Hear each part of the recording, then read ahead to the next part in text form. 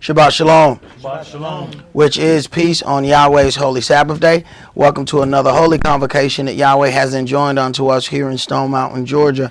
As we realize and look out on the things that are happening all over the earth, we see that the adversary is making his moves. These are strategic pre-war moves, making a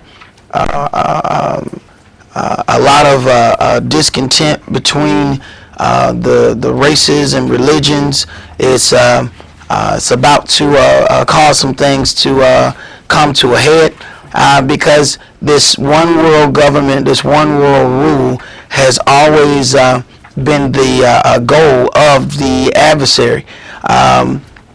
You also have that situation that's happening within this word, that you have many different Hebrew Israelite teachers, but what you end up seeing is people believing that we all must agree on this one thing, or there is some issue there.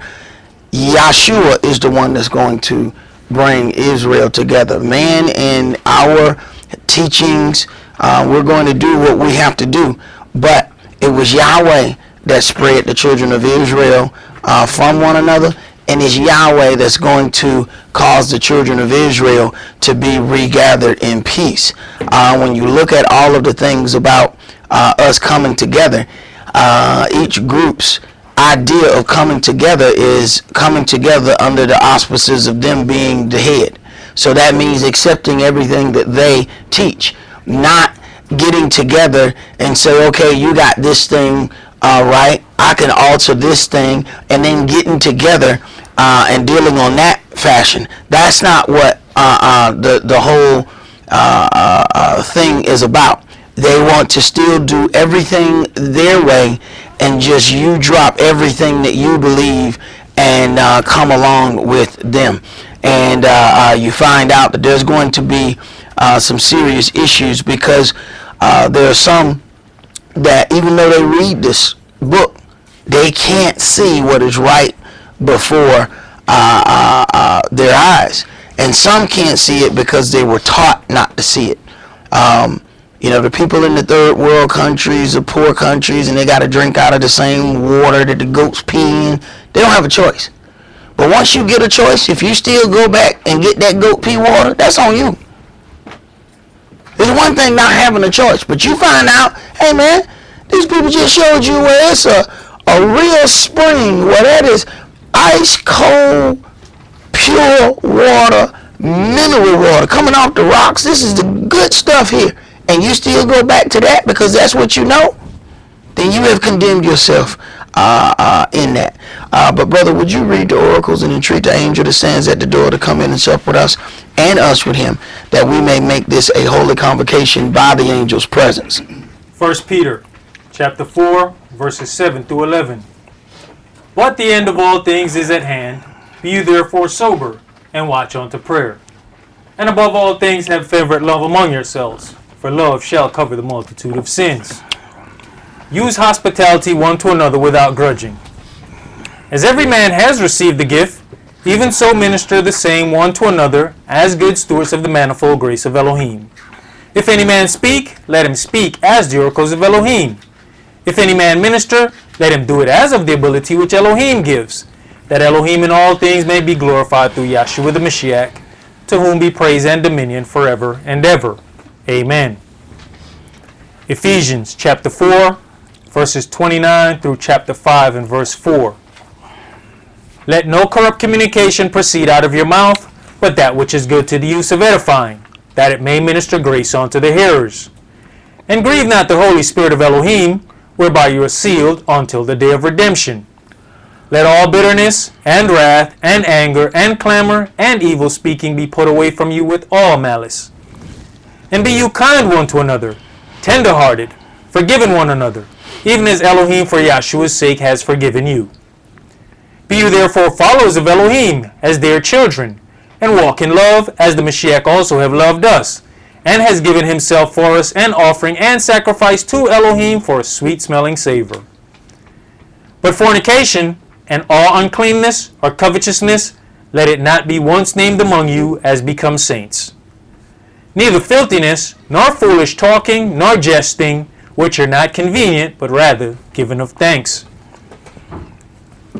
Ecclesiastes chapter 5, verses 1 and 2. Keep your foot when you go to the house of Elohim, and be more ready to hear than to give the sacrifice of fools, for they consider not that they do evil. Be not rash with your mouth, and let not your heart be hasty to utter anything before Elohim. For Elohim is in heaven, and you upon earth, therefore let your words be few. Exodus chapter 23, verses 20 and 21.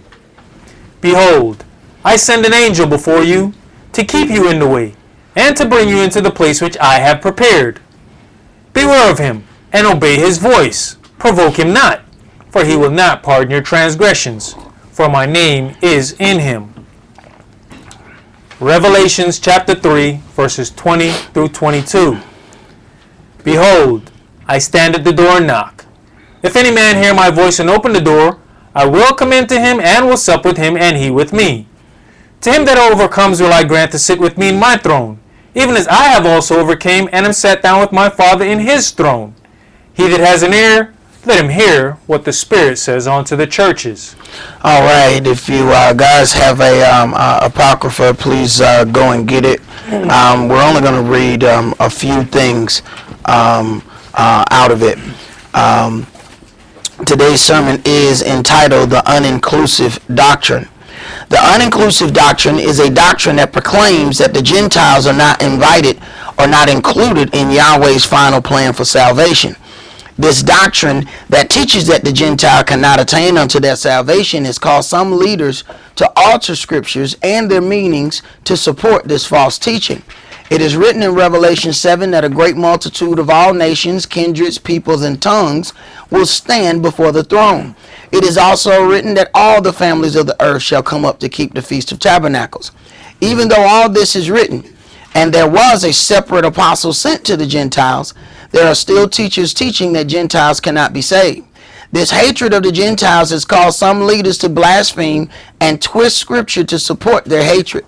Some have even begun to call the nation of Israel the Gentiles.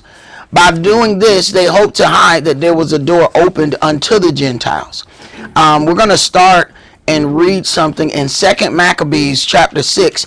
Now, the interesting thing of this is the way Yahweh ends up directing, some things is kind of strange at times, but you just have to learn how Yahweh, deals with you. And the same day, I had a message and I didn't look at it the first day. I looked at it the next day. But then in that same day, I ran into somebody. And in the same day, I had the same scripture quoted to me 2 times in the same day. So I know Yahweh want me to deal with it. And then I understand what is happening with this scripture. Then we definitely have to read this, because what we are hearing now is that there are Israelites teaching that when you read in the Bible, when it says Gentiles, it's talking about us as Israel too, because we were spread out amongst the nations, that they're using that. Now, these are Hebrew Israelite congregations. See, this is where people have to be, you have to understand that Yahweh didn't make no mistake in where he sent you. There are certain places where he sent you for you to get one level of understanding and then another level of understanding, so for your growth.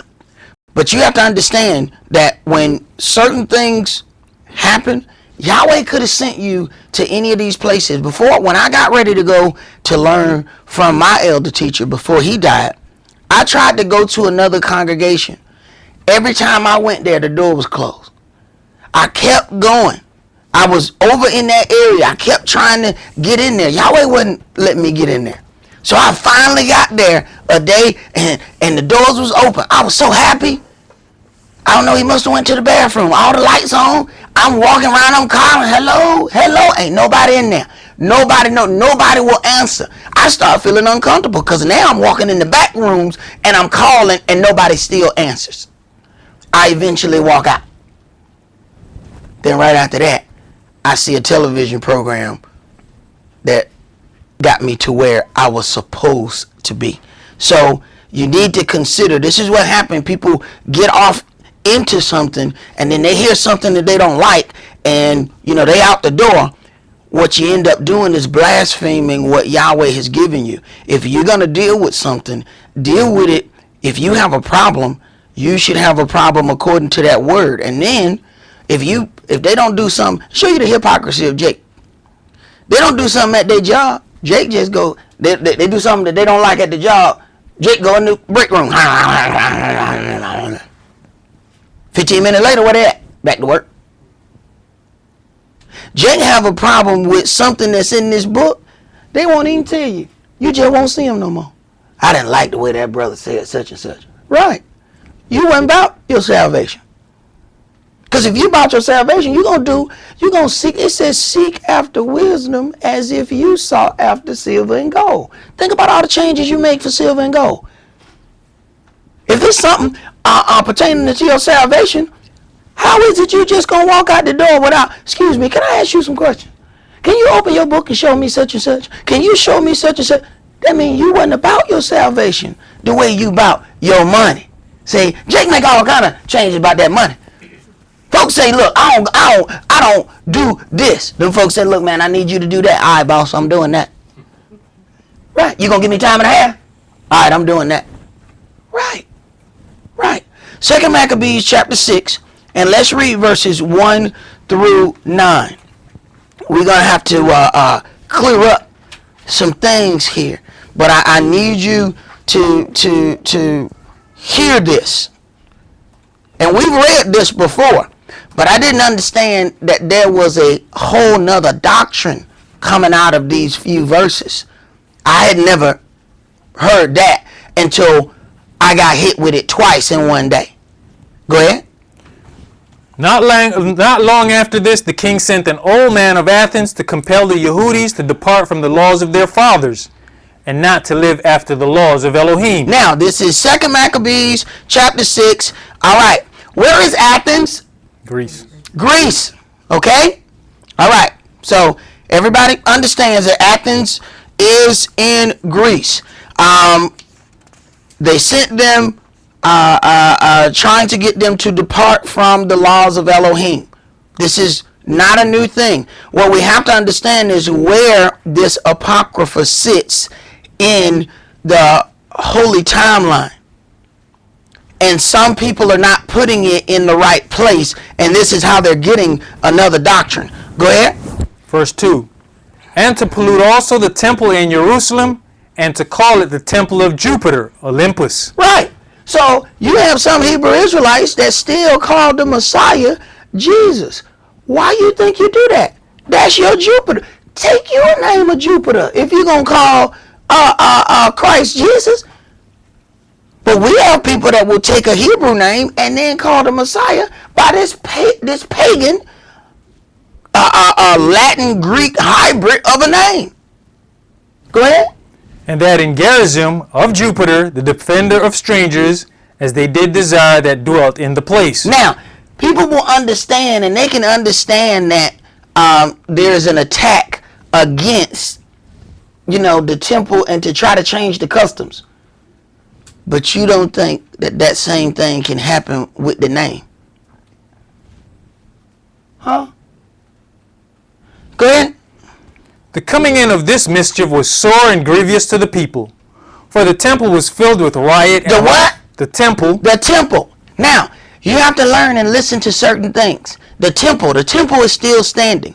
This then gives you a certain timeline. Okay? Understand something. Maccabees, this book, sits in between Malachi and Matthew. This is where the first, second, third, these Maccabees sits in between that. It is not after Christ. This is before Christ.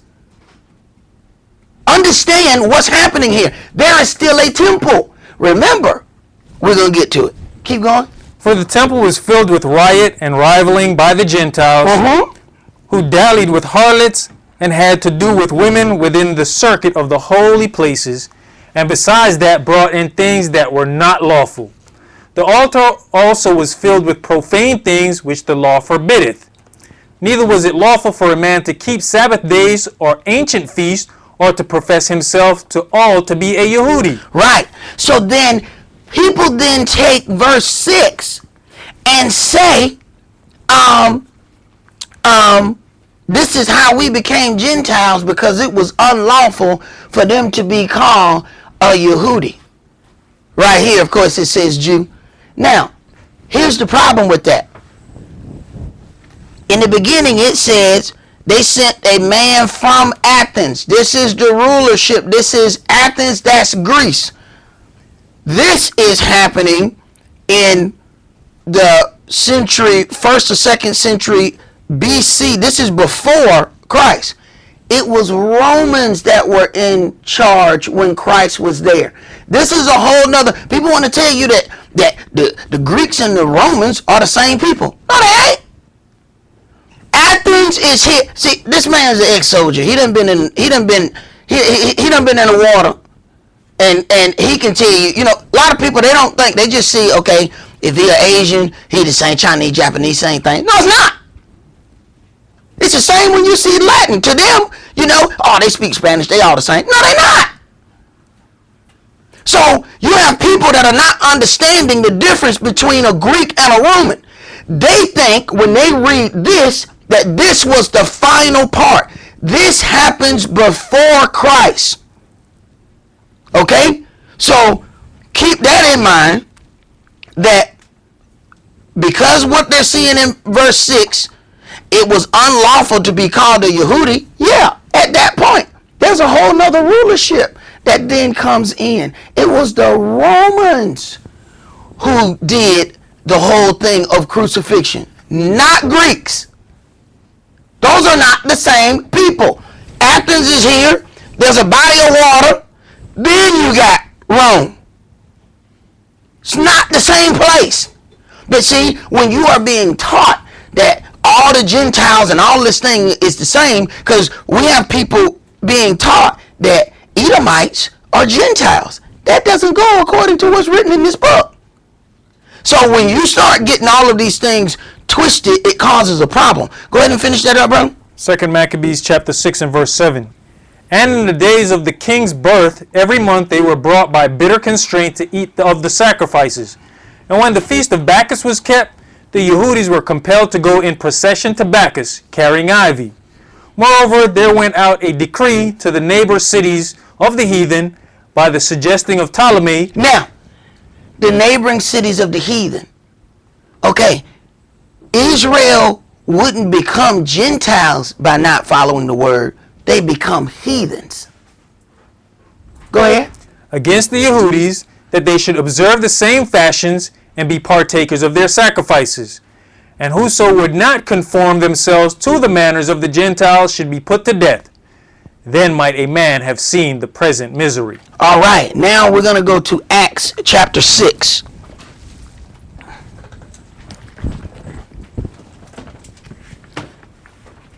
Acts chapter 6. See, there's a whole lot of talk about us coming together, but we can't come together according to what we think, feel, and believe. Everybody feels something. Everybody believes something. What make your feeling and your belief any better than somebody else? So we're just going to get to the Christian thing where we're just going to cry and see which one of us can cry the best, and whoever can get out the best emotional display, we're going to follow him?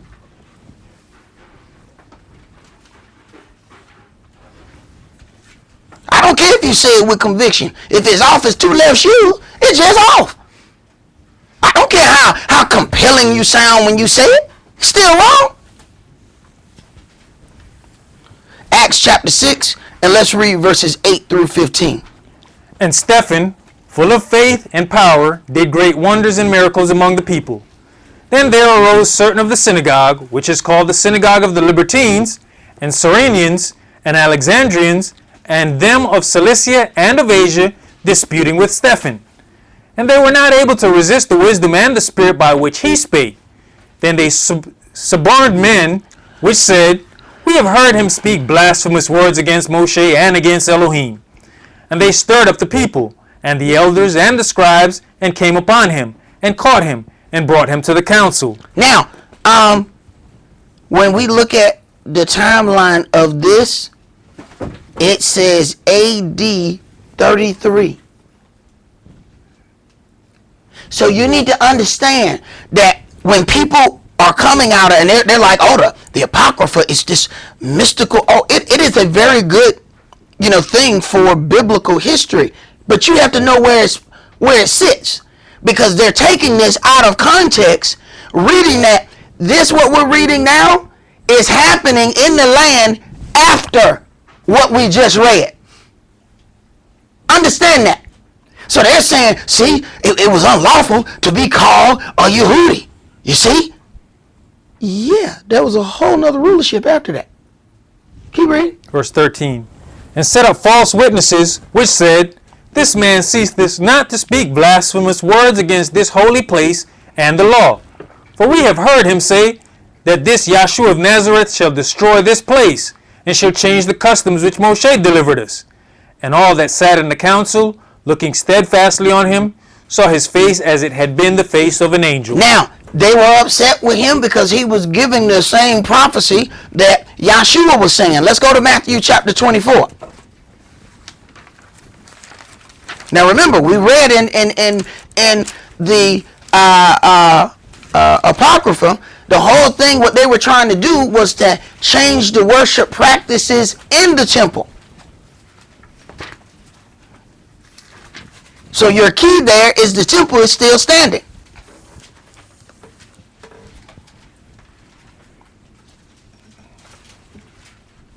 Because they know their way of controlling the children of Israel would be through the controlling of this temple. Matthew chapter 24, and let's read verses 1 through 2. And Yahshua went out and departed from the temple, and his disciples came to him for to show him the buildings of the temple. And Yahshua said unto them, See you not all these things? Verily I say unto you, there shall not be left here one stone upon another that shall not be thrown down. Right. See, their whole thing was, if we control the temple, we can control the children of Israel. Yahshua comes and said, man, I don't care what y'all talking about. That whole thing finna be knocked down. And they're not getting that. So, this right here, Josephus, the complete works, it deals with the wars of the Jews, the antiquities of the Jews. This lets you know, in 70 AD, Titus, a Roman general, invaded Jerusalem and tore it down to the bedrock and only left a couple of things standing. So, when they start reading to you the Apocrypha, you need to know that was the Greek rulership. Then the Romans were the ones who were in power. And we're going to show that that this was the case. First thing, let's go to Genesis chapter 10.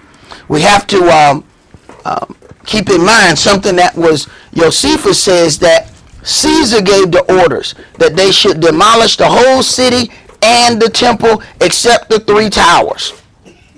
So consider what's going on. The temple was still standing. Yahshua was already saying that the temple was going to get knocked down.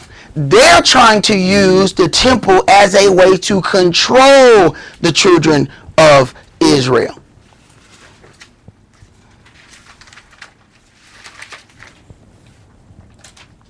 I tell you what.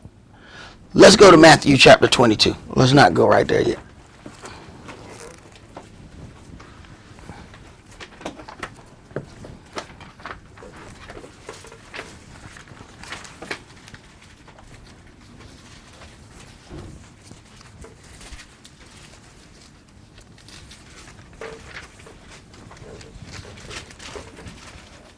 Matthew chapter 22. And let's read verses 15 through 22.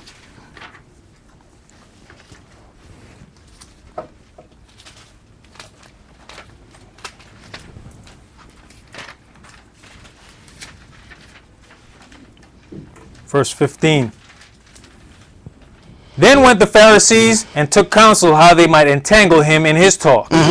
And they sent out unto him their disciples with the Herodians, saying, Master, we know that you are true, and teacheth the way of Elohim in truth.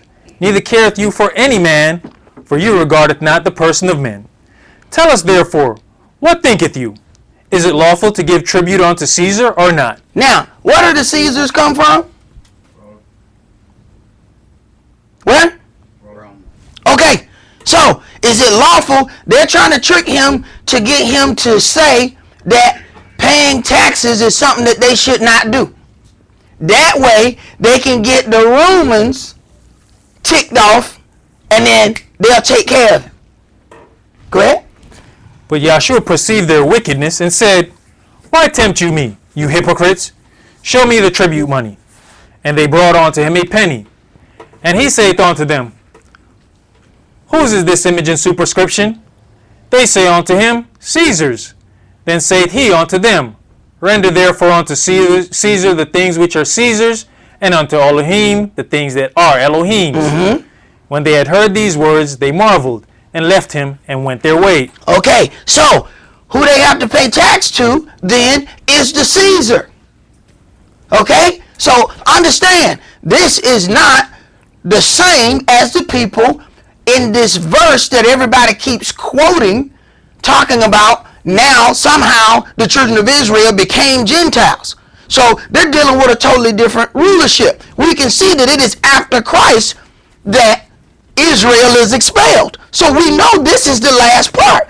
They're not dealing with that correctly. Let's go to Acts chapter 26.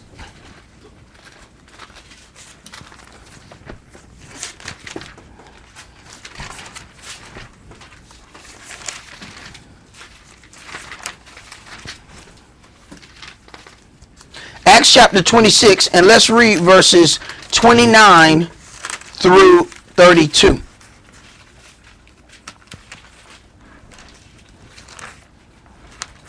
Now, Saul, of course, is the apostle of the Gentiles. We have to consider the places that he went, but when it comes down to making his appeal, he then makes his appeal, and when it comes down for him to speak to someone of authority, listen to what he said. Go ahead. Verse 29. And Saul said, I would to Elohim that not only you, but also all that hear me this day, were both and altogether such as I am, except these bonds. And when he had thus spoken, the king rose up, and the governor, and Bernice, and they that sat with him, or with them. And when they were gone out aside, they talked between themselves, saying, This man does nothing worthy of death or of bonds. Then said Agrippa unto Festus, This man might have been set at liberty, if he had not appealed unto Caesar. If he had not appealed unto Caesar. So dealing with the leadership, he said, all right, I want to bring my case before Caesar. Let's jump to Acts chapter 28. And let's start that at verse 16.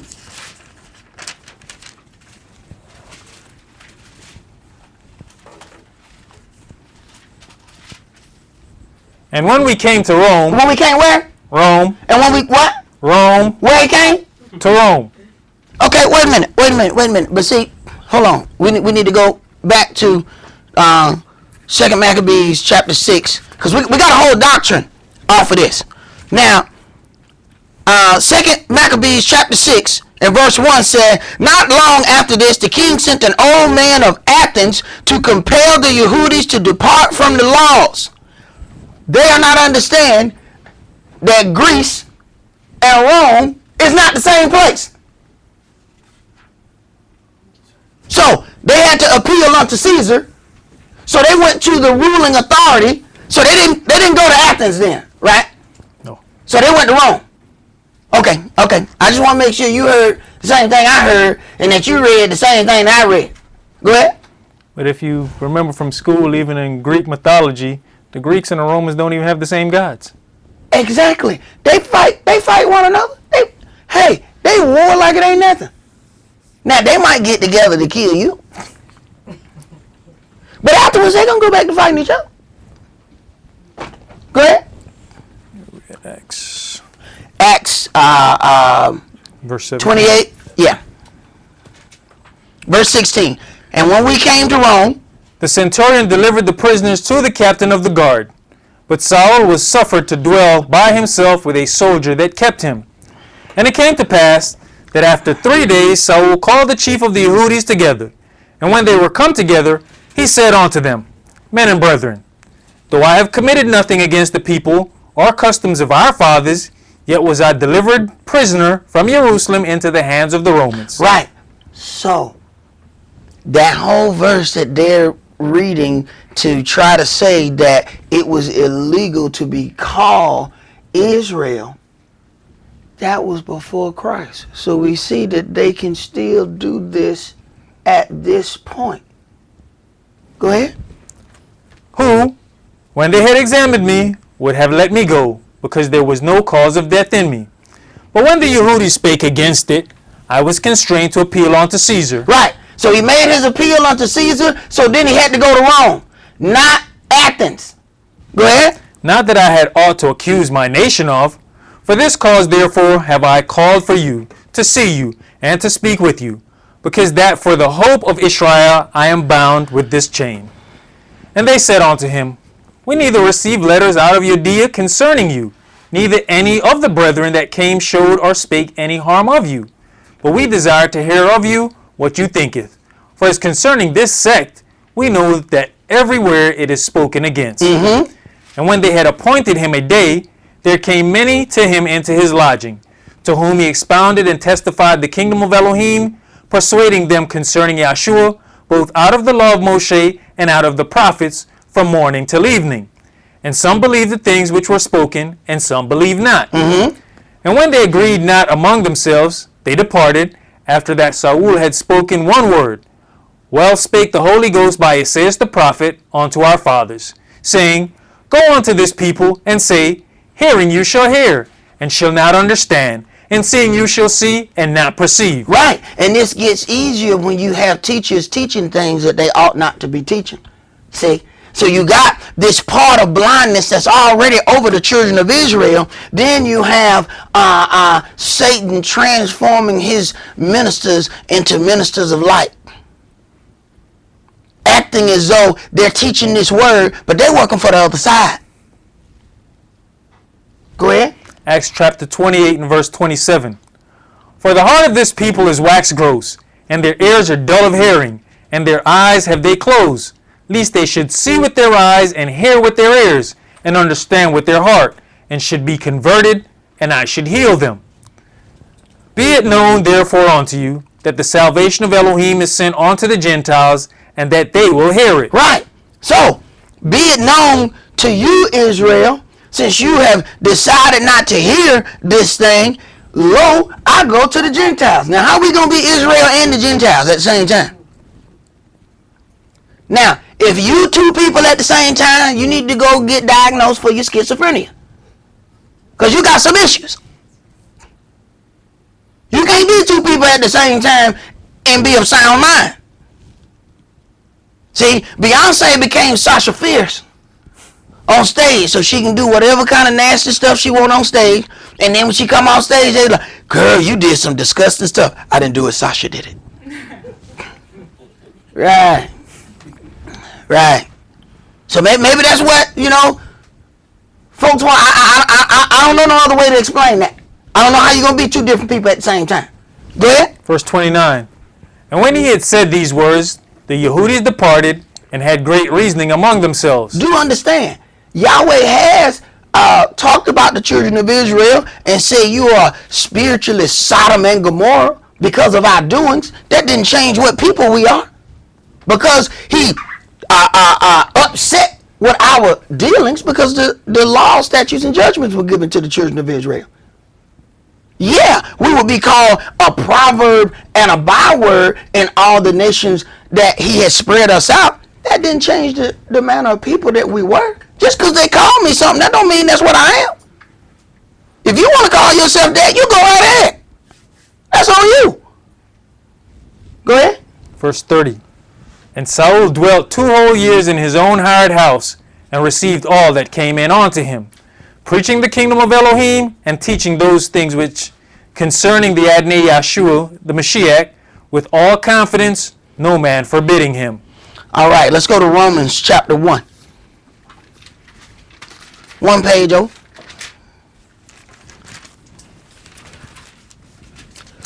Let's read verses 1 through 15. Saul, a servant of Yahshua the Mashiach, called to be an apostle, separated unto the gospel of Elohim, which he had promised afore by his prophets in the holy scriptures, concerning his son, Yahshua the Mashiach, our attain, which was made of the seed of David according to the flesh, and declared to be the Son of Elohim with power, according to the Spirit of holiness, by the resurrection from the dead, by whom we have received grace and apostleship, for obedience to the faith among all nations for his name, among whom are you also the called of the attain YHWH. To all that be in Rome, beloved of Elohim, called to be saints, grace to you and peace from Elohim our Father, and the attain Yahshua the Mashiach. First, I thank my Elohim through Yahshua the Mashiach for you all, that your faith is spoken of throughout the whole world. For Elohim is my witness, whom I serve with my spirit in the gospel of his Son, that without ceasing I make mention of you always in my prayers, making request, if by any means now at length I might have a prosperous journey by the will of Elohim to come unto you. For I long to see you, that I may impart unto you some spiritual gift, to the end you may be established. That it is, that I may be comforted together with you by the mutual faith, both of you and me. Now I would not have you ignorant, brethren, that oftentimes I purposed to come unto you, but was left hitherto, that I might have some fruit among you also, even as among other Gentiles. Even as among other Gentiles. So, understanding that he was the apostle of the Gentiles, he's saying that he might have fruit among other Gentiles. Keep going. I am debtor both to the Greeks and to the barbarians, both to the wise and to the unwise. Understand something. What we read in the Apocrypha, those Greeks being there before, there's a lot of Greeks that are actually worshiping with them. This is the part that people are not getting. There were Greeks that were with them understanding this word. When you talk about, keep reading. So, as much as in me is, I am ready to preach the gospel to you that are at Rome also. Now, at Rome also, I am debtor both to the Greeks and to the barbarians, both to the wise and to the unwise. Now, he had already said, even as among other Gentiles. So, then he says, I am ready to preach this here at Rome also. So, he knows the difference between a Greek and a Roman. But let's get a little further than that. Let's go to Acts chapter 22. Let's back up just a few pages. Acts chapter 22. And let's read verses 20 through 28. Verse 20. And when the blood of your martyr Stephen was shed, I also was standing by, and consenting unto his death, and kept the raiment of them that slew him. And he said unto me, Depart, for I will send you far hence unto the Gentiles. Right. I'm going to send you away to the Gentiles because the children of Israel know what you did to the saints. Now, if the children of Israel turned into the Gentiles, how are you going to go unto them? Are they going to not be mad because they have turned into another people? Doesn't make any sense. He had to send him to a different group of people because He was with the ruling authority. He was with the Pharisees. He was taught by the Pharisees. He was pushing the letter of the law until Christ appeared unto him.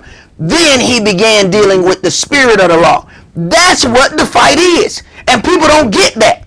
It's the letter of the law versus the spirit of the law. Saul had to deal with both. He was dealing with the letter of the law. He grew up dealing with the letter of the law. Once Christ appeared unto him, he said, hey, why do you persecute me? Who are you? Say, I'm Yeshua, whom you persecuted. It's hard for you to kick against the pricks. After that, he stopped walking in the letter of the law and started walking in the spirit of the law. Go ahead. Verse 22. And they gave him audience unto this word, and then lifted up their voices and said, Away with such a fellow from the earth, for it is not fit that he should live. And as they cried out and cast off their clothes and threw dust into the air, the chief captain commanded him to be brought into the castle, and bade that he should be examined by scourging, that he might know wherefore they cried so against him. Right. So understand, to them, Saul is the ultimate traitor. Saul has a problem on both sides. He is a Israelite who is teaching. He was brought up by the Pharisees. Then he changed sides when Yeshua appeared unto him. So they ticked off because they think now you are actually authorizing these people. You are a learned brother. These other dudes was fishermen, man. So they could automatically say they didn't go to no school. We ain't got to listen to them. This guy is extremely educated. For him to do it, they ticked off. Then you got the children of Israel who still ticked off that he was holding the clothes of the people who martyred Stephen. He said, man, you threw us in the prison and did all that. So he got a problem on both sides. So when people get to tell me how difficult they think their life is, things so hard. Right. You run in the house, they try to kill you in the house. You run outside, they try to kill you outside. What are you going to do? Just stand in between the house and outside? What are you going to do? Right. Go ahead. Verse 25. And as they bound him with thongs, Saul said unto the centurion that stood by, Is it lawful for you to scourge a man that is a Roman and uncondemned? What? Now, he's a Roman? Does that mean he's a Gentile? Because Saul, he a Roman. Keep reading. When the centurion heard that, he went and told the chief captain, saying, Take heed what you doeth, for this man is a Roman. Then the chief captain came and said unto him, Tell me, are you a Roman? Right, they don't believe you a Roman. You don't look like no Roman. How you get to be a Roman? The same thing here where they ask you, let me see your ID. Go ahead. He said, Yes. And the chief captain answered, With a great sum obtained I this freedom. And Saul said, But I was freeborn. Right. He's man, I had to pay good money to get to be a Roman. How you do it? I was born. What?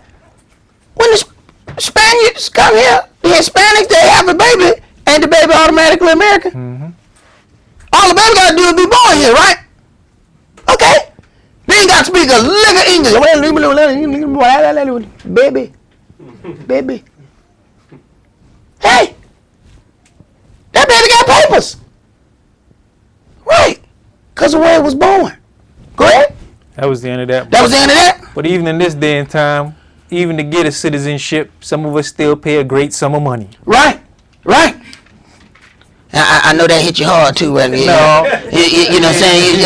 Because I know you from Jamaica, and I know that, like, you know, my people pay a lot of money, you know what I'm saying? Some of y'all just born here and y'all don't appreciate it, you know what I'm saying? Hey, it was a little, y'all didn't detect that little hint of minty freshness? Y'all didn't detect, you have to learn how to hear minty freshness. You know what I'm saying? That was a hint of minty freshness. Yes. He know a few people that done had to pay a little something. Yeah. It's all right, bro. It's all right. It's gonna be all right. It's gonna be all right, bro. Let's go to we're gonna back up to go to Acts chapter 21. And Acts chapter 21. Start this out at verse 38. And let's 38. see. Yeah. Let's see what this man say to him first. Are not you that Egyptian? Ain't you that Egyptian? Ain't you from the land of Ham? Ain't you from the burnt face people? Because that's what Ham mean, hot, burnt. Go ahead. Which before these days madeth an uproar, and leddeth out into the wilderness 4,000 men that were murderers. But Saul said, I am a man which am a Yehudi of Tarsus. Right, wait a minute now. He is a Yehudi of Tarsus. Go ahead. A city in Cilicia. Cilicia. Where's Cilicia? Italy, eh? Yes. Italy. Yes. It's in Italy. Sicilian. Okay. So he was born, but you see you have what then? You have citizenship versus ethnicity. You see the difference there? Mm-hmm. Now, he was born in Rome, which makes him a Roman citizen, but that's not his ethnic background. His ethnic background is different from where he is. I'm an American because this is where I was born. But my ethnicity is that I'm a Hebrew Israelite. My ethnic background is different from where I stay. Keep reading. A citizen of no mean city, and I beseech you, suffer me to speak unto the people. Right. And what did he say? A citizen. So he has Roman citizenship. Go ahead. And when he had given him license, Saul stood on the stairs and beckoned with the hand unto the people. And when there was made a great silence, he spake unto them in the Hebrew tongue. Okay. So understand, this is someone, dual citizenship, can speak these other languages. So you have to understand, when he reads these things and says, I'm a debtor both to the Greeks and to the barbarians, you don't think he understands the difference between a Greek and a Roman, and he's a Roman citizen? He was born in Rome. Let's go to back up in Acts 21, and let's go to verses 18 through 26.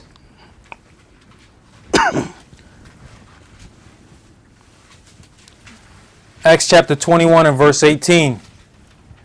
And the day following, Saul went in with us unto Jacob, and all the elders were present.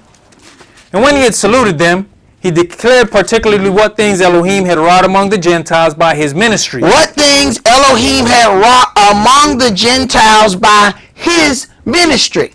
Understand, 2 Timothy chapter 1 and verse 11 says he was appointed a preacher, teacher, and apostle to the Gentiles. Romans 11 verse 13 says that he was an apostle of the Gentiles. Go ahead. And when they heard it, they glorified the Adonai and said unto him, You see, brother, how many thousands of Yehudis there are which believe, and they are all zealous of the law. Okay, now he's going to separate the difference between the Yehudis and their walk with the walk of the Gentiles. So you have to understand who you are. If you don't understand and you think you're a Gentile, you fall in the wrong path. Go ahead. And they are informed of you that you teacheth all Yehudis which are among the Gentiles to forsake no faith. I need you to back up. They are informed of you that you teach all the Yehudis, the Yehudim which are among the Gentiles. Now, if we became Gentiles because we were amongst them, why didn't they just say Gentiles? You see the way they separated? See, and they're going to separate that if you teach the Gentiles that they don't have to follow the law or all of the law, that's something altogether different. But if you teaching our people that, there's a problem. This is what the question is about. You are teaching the Yehudim amongst the Gentiles the same thing. See, this is that one size fits all doctrine that people are teaching. So you got people that call themselves teachers, and they teaching out of Corinthians and all of these things, and not understanding that those are written to the Euro Gentiles.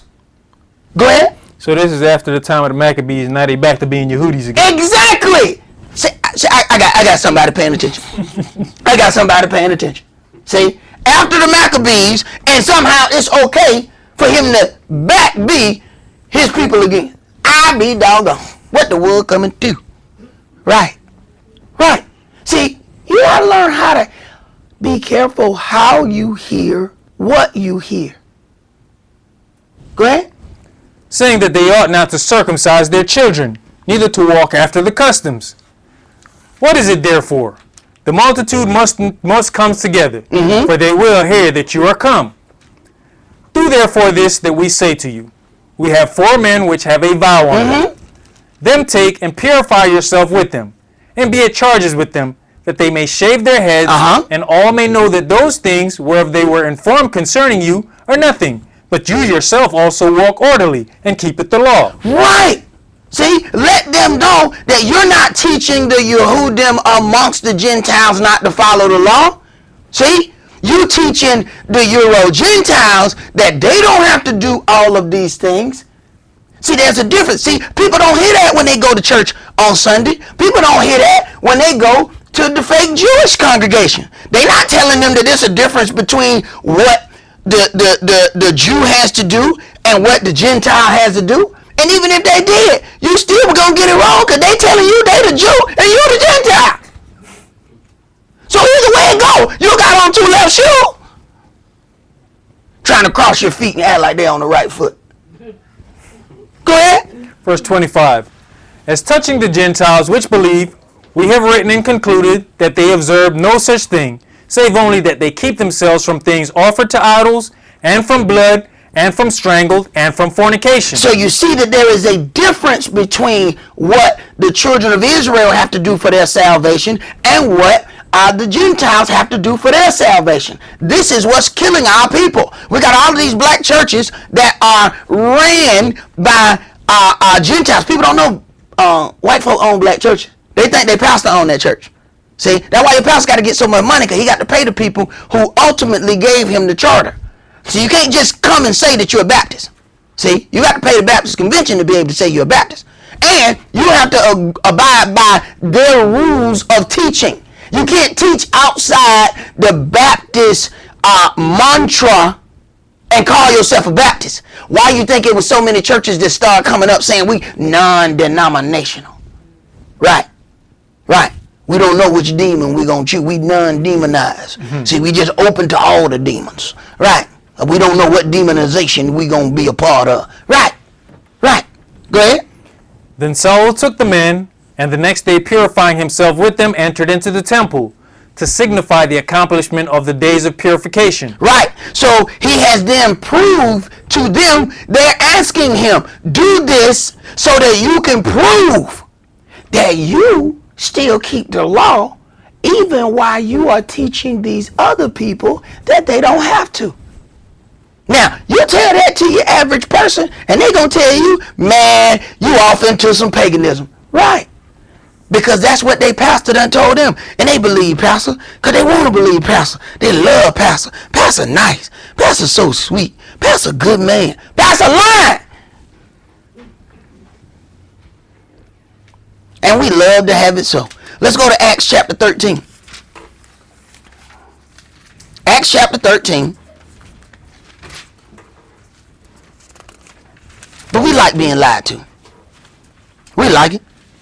Sometimes we give people the lie to tell us. Tell me something nice. Please lie to me.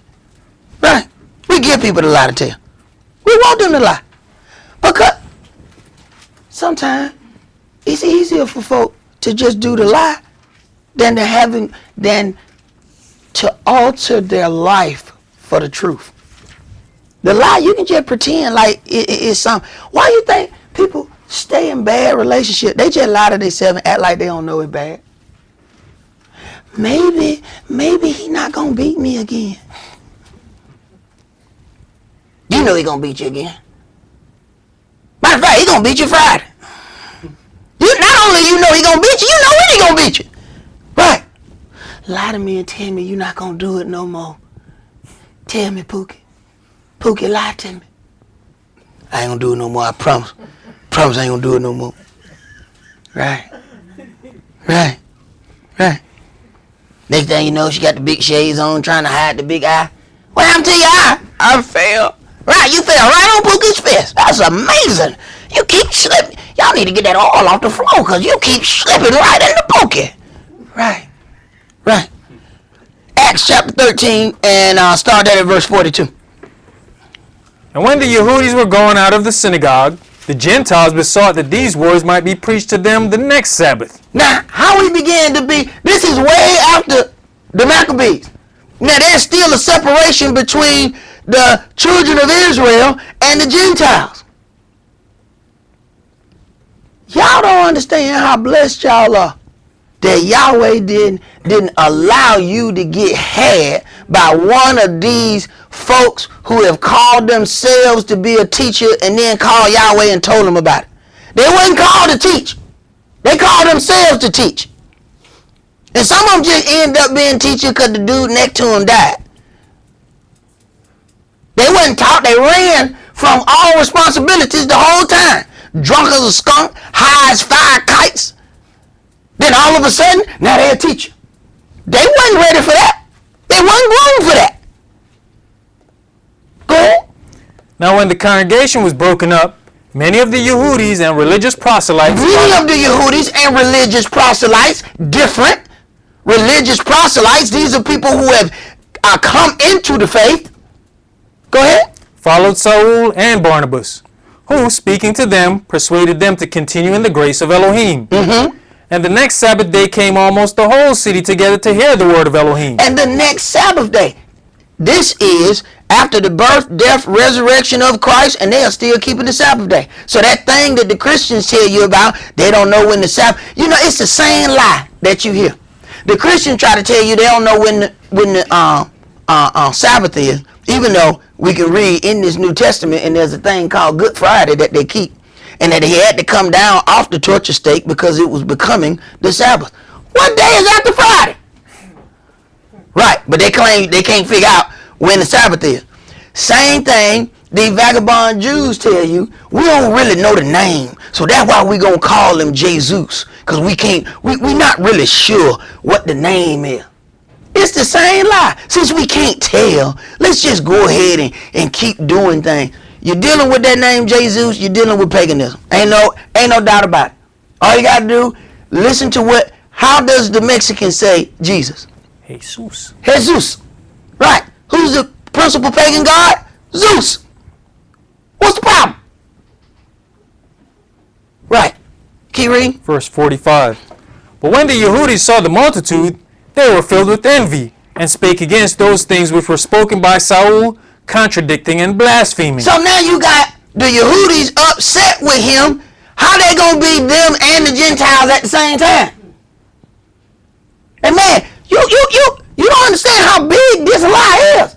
This lie presented itself to me 2 times in one day.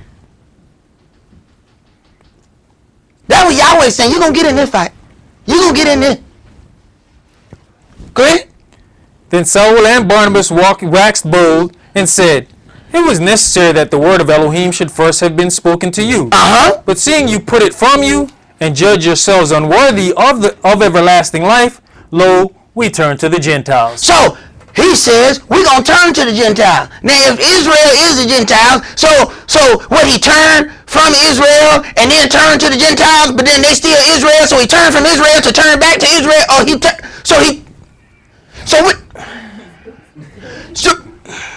but then you, right. Come on, man. That's like getting had by the dude on the bus. And you really think you can win? Pick which one the ball in. Bro, don't put your money down there, man. Don't put your money down there. They playing game with you. Pick which one. Oh, man, it ain't in there at all. This dude gonna rob you. Go ahead. For so has the attain commanded us, saying, I have set you to be a light of the Gentiles, that you should be for salvation unto the ends of the earth. And when the Gentiles heard this, they were glad. When the Gentiles heard this, they were glad. We can clearly see the separation between the two people. Go ahead. And glorified the word of the attain, and as many as were ordained to eternal life believed. And the word of the attain was published throughout all the region. But the Yehudis stirred up the devout and honorable women. Right. The Yehudis then stirred up the devout and honorable women. Because they don't have no power to do this, so they stir up somebody else to do it. Go ahead. And the chief men of the city, and raised persecution against Saul and Barnabas, and expelled them out of their coasts. Right. So we got that. So we see the separation between them and the Gentiles. So let's read in the book then. Let's go to Genesis chapter 10. Because, see, this is one of those things where you have to, what helps tell this lie is these new Bibles change the name Gentiles to nations. See, this is what helps tell that lie. Instead of where it says by these are the isles of the nations, it says, by these are the isles of the Gentiles, it says by these are the isles of the nations. So Genesis chapter 10, and let's start that at verse 1. Now these are the generations of the sons of Noah, Shem, Ham, and Japheth. And unto them were sons born after the flood.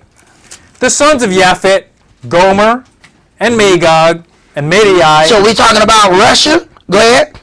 And Yavan, Greek, and Tubal, and Meshach, and Tyrus. And the sons of Gomer. Now it's breaking down even more of those sons, right? Go ahead. Ashkenaz, and Riphtah, and Togarmah. Now, we done already heard of the Ashkenazi Jews, these Germans, right? So then we're still dealing with Europe. All right, go ahead. And the sons of Yavan, Elisha, and Tarshish. Tarshish, we're talking Spain. Go ahead. Kittim, and Dodanim. Now, read the next one.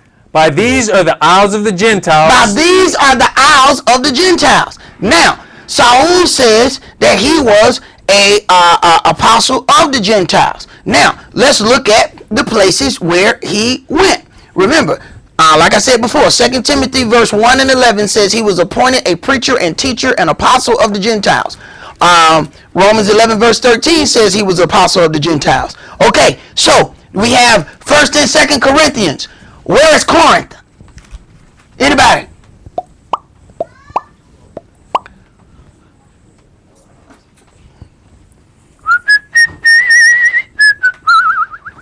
Corinth is in Greece. All right. Now, remember where I talk about where the Gentiles, we just read the biblical spreading out of the Gentiles and their family. Now, Ephesus, the Ephesians. Where are the Ephesians? They're in Turkey. Okay. Galatia. Thank you. Now, it is in that Turkish area. It was overspread by the Gauls, of which it received its name, Galatia. The Gauls are the French. Colossae is like 120 miles east of Ephesus. Thessalonica, Greece. So, all of these things where we find letters that Saul wrote are in the same areas where these people of Genesis 10 come from. They're all Gentiles. So we can match up all of these letters to the very places in Genesis 10. Did Paul have a book of Egypt? Did he have a book of South Africa? Why? Because there were no Gentiles down there. He was the apostle of the Gentiles. He wasn't an apostle to the African. He didn't go there. Yet all of a sudden, people want to tell you, yeah, we that too. Right. It's a bit of spiritual schizophrenia going on here. Let's go to Romans chapter 3. See, this book don't teach that. And when you start doing it, people say, oh, you interpret it. That's why we go and read one thing, and then we go and read something else.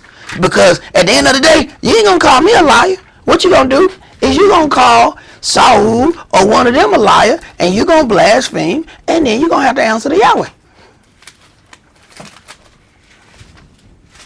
I ain't worried about what you say about me.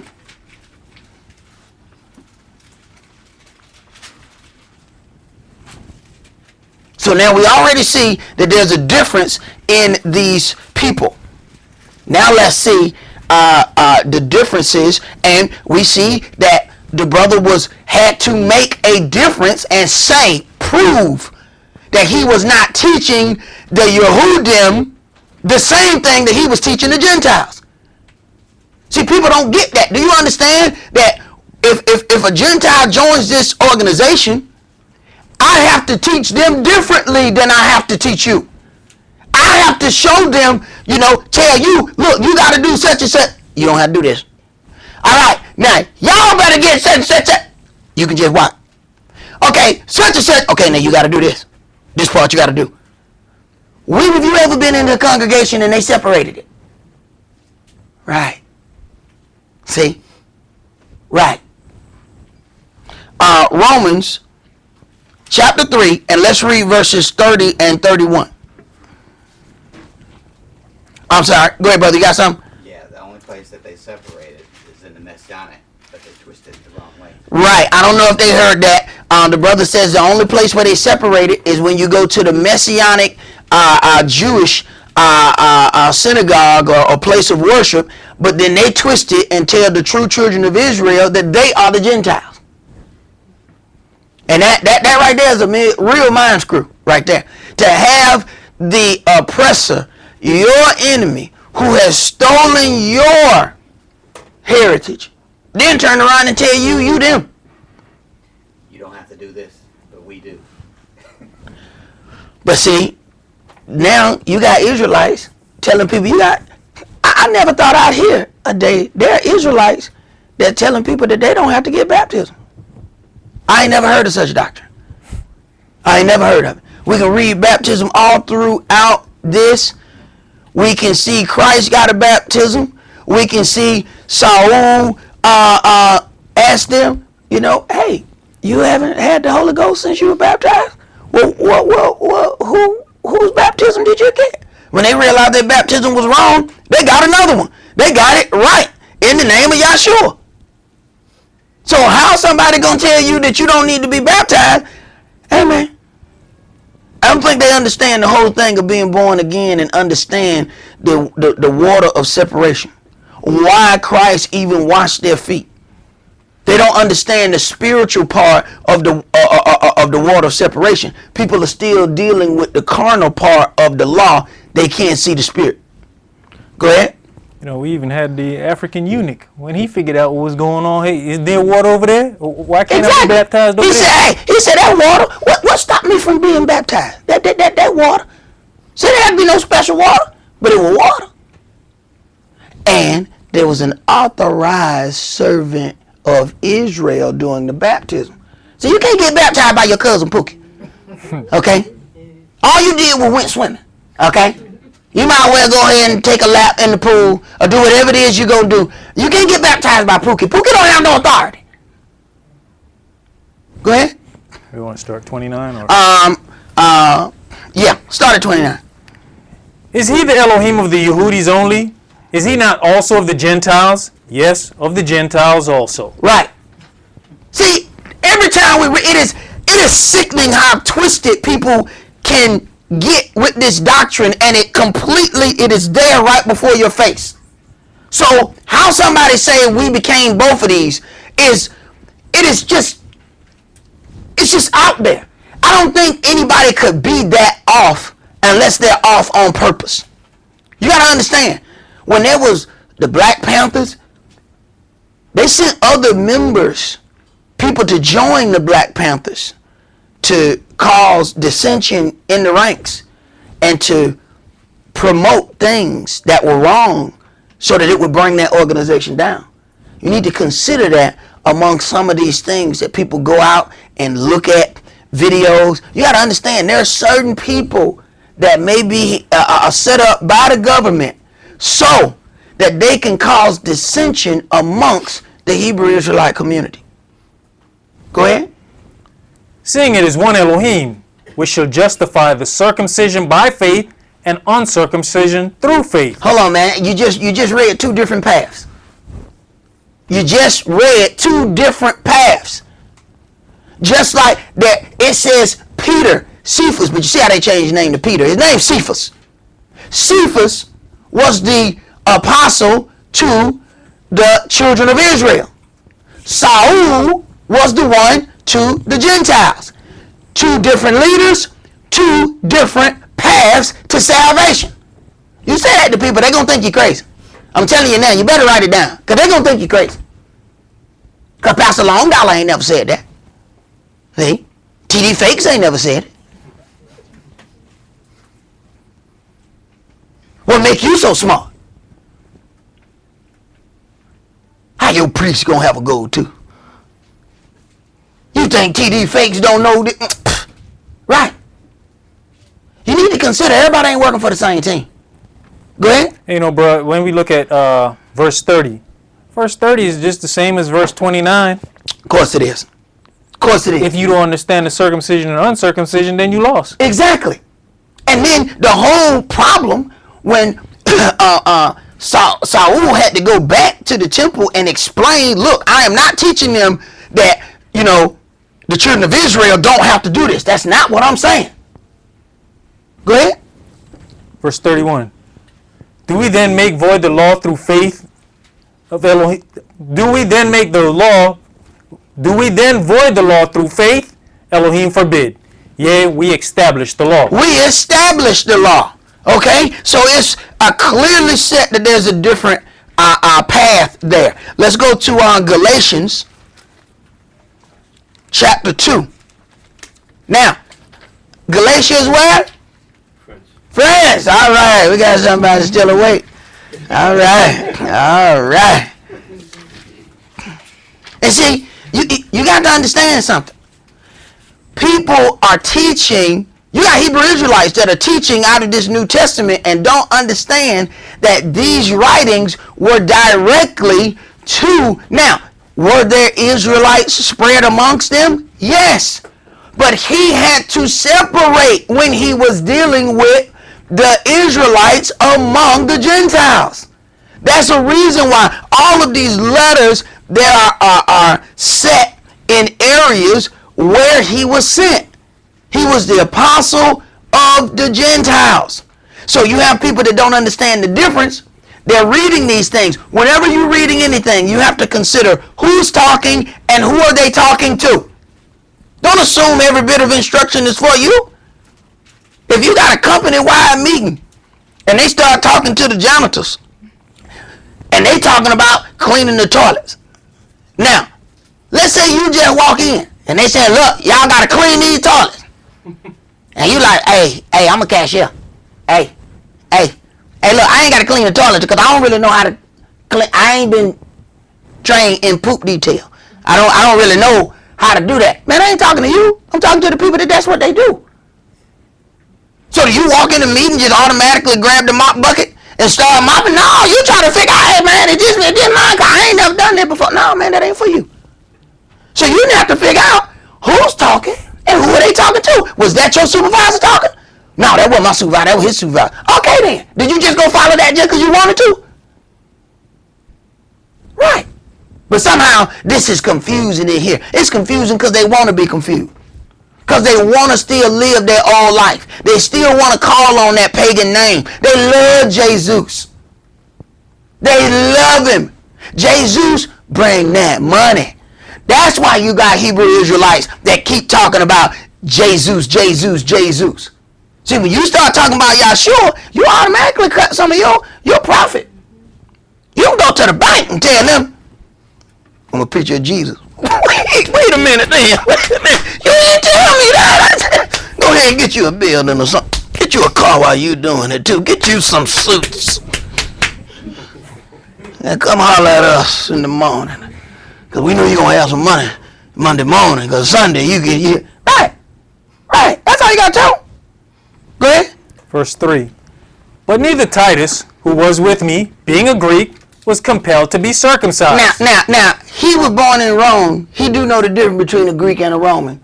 Now, he said that man was not compelled to be what? Circumcised. Now, he already know. What did we read? It says, don't bother them Gentiles with that. That they don't have to get circumcision. See, but you got Israelites saying, yes they do. No. in the final kingdom, nothing uncircumcised in flesh or in heart shall enter into that kingdom at that end point. At this point, Gentiles do not have to be circumcised.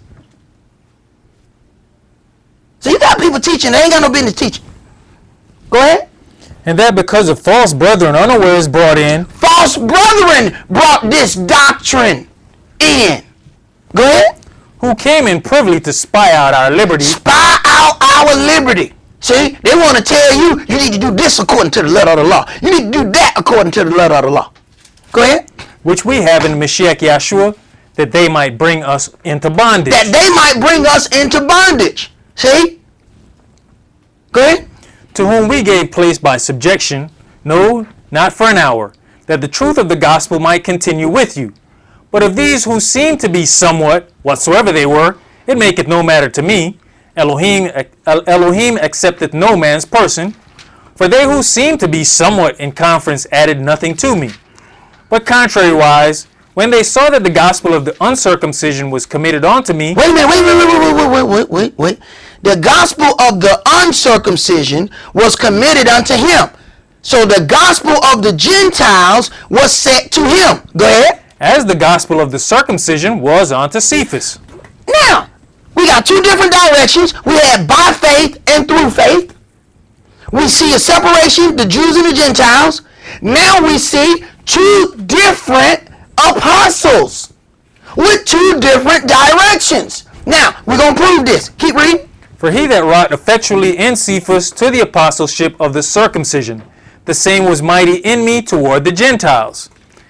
And when Jacob, Cephas, and Johanan, who seemed to be pillars, perceived the grace that was given unto me, they gave to me and Barnabas the right hands of fellowship. Understand, Cephas was the rock on which the church was formed, according to Yahshua. Okay? So, this is what it is.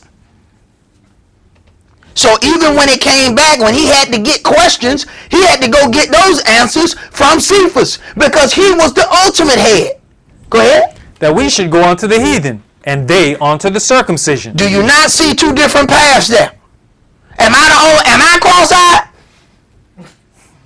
Because I think I'm looking straight. Now, if I'm looking, and I'm looking straight, but you think I'm looking at you, let me know, because I'm looking straight.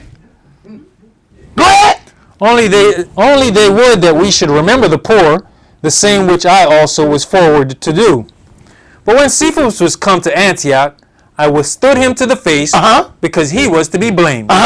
For before that certain came from Jacob, he did eat with the Gentiles. Yeah, you see this? Now, they want to tell you that we're the same people. Yet, Cephas is in charge of the gospel toward the children of Israel. Now, he's fine amongst the Gentiles until other Israelites get there. Now, he think he can mistreat them, or he ain't really mistreating them. He just too ashamed to sit with them now that other of the children of Israel have showed up. Go ahead.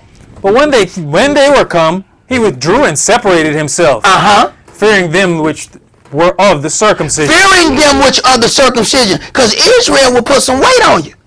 Israel will come and jump up in your face. I know you didn't do this. You done sat down with this Gentile. What? So now he about scared. So he done stepped back. But look at what his stepping back caused. Go ahead.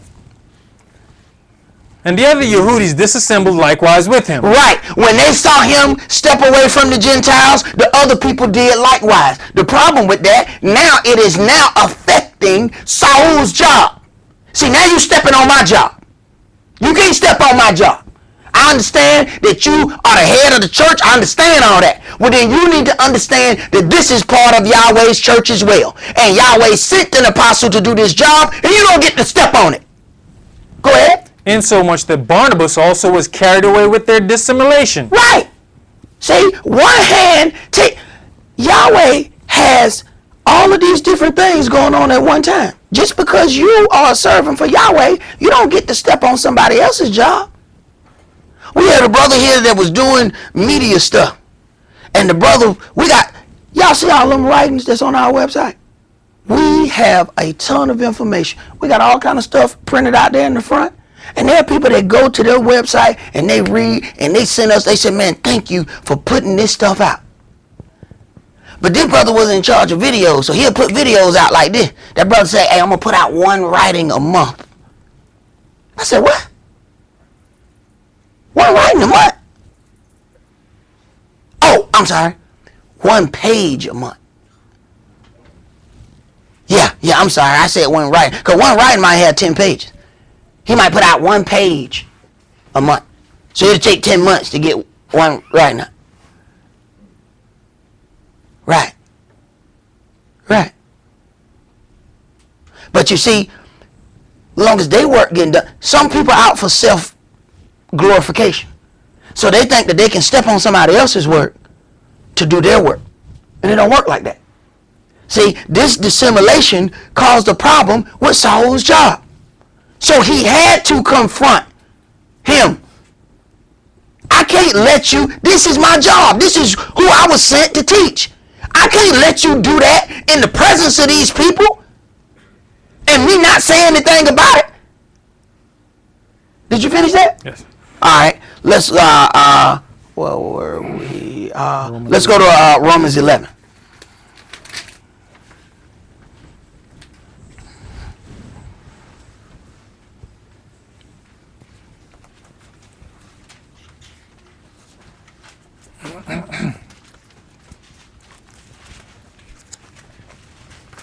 Boy, this way you got to be careful with them heaters, boy.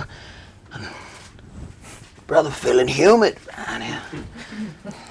Turned on them heaters when we very got here, boy. Brother shining like a disco light right now. Romans 11, and let's start that at verse 1. I say then, has Elohim cast away his people? Elohim forbid. For I also am an Israelite of the seed of Abraham, of the tribe of Benjamin. Right. He was just born in Rome, so his citizenship was Roman, but his ethnicity is that he is a Hebrew Israelite. Same for you. You're an American by nationality.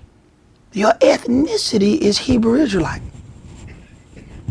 That's not your religion. That's your ethnic background. Go ahead. Elohim have not cast away his people which he foreknew.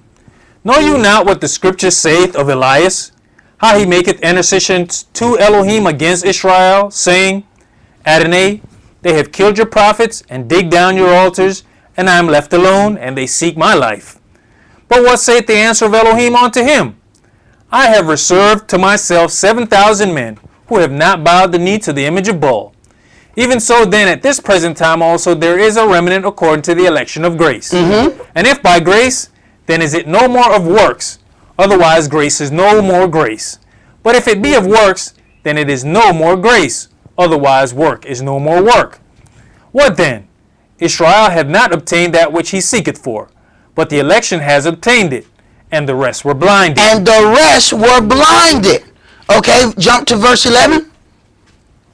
I say then, have they stumbled that they should fall? Elohim forbid. But rather through their fall, salvation is come unto the Gentiles. So the fall of Israel was the opening of the door to the Gentiles. So how are we going to be both of them? Go ahead. For to provoke them to jealousy. Now if the fall of them be the riches of the world, Now if the fall of Israel be the riches of the world, and the diminishing of them the riches of the Gentiles, how much more their fullness? For I speak to you Gentiles. Who are you talking to? Gentiles. Who? Gentiles. What people? The Gentiles. Who are you talking to though? Romans, Gauls. Okay, okay. Go, start that again. For I speak to you Gentiles, inasmuch as I am the apostle of the Gentiles, I magnify mine office. I magnify mine office. So when you read these letters, he has to deal with Gentiles first. Why? Because that was his job. He wasn't sent to deal with the children of Israel. That's Peter's job. That's why if you're reading all of these things, Corinthians, Ephesians, the Galatians, you notice you're not going to come across anything about the priesthood? But then when you miraculously go into Hebrews and 1 Peter, all of a sudden you read about the priesthood. Why? Because he's talking to Israel. Read, man. Verse 14. If by any means I may provoke to emulation them which are my flesh, and might save some of them. For if the casting away of them be the reconciling of the world, what shall the receiving of them be but life from the dead? For if the first fruit be holy, the lump is also holy. And if the root be holy, so are the branches. And if some of the branches be broken off, and you, being a wild olive tree, were grafted in among them, and with them partaketh of the root and fatness of the olive tree, boast not against the branches, but if you boast, you beareth not the root, but the root you. Right. Go ahead. You will say then, the branches were broken off that I might be grafted in. Well, because of unbelief they were broken off, and you standeth by faith. Be not high-minded, but fair. For if Elohim spared not the natural branches, take heed lest he also spare not you. Right. There are too many instances where Yahweh is separating. There's no way the children of Israel have become the Gentiles.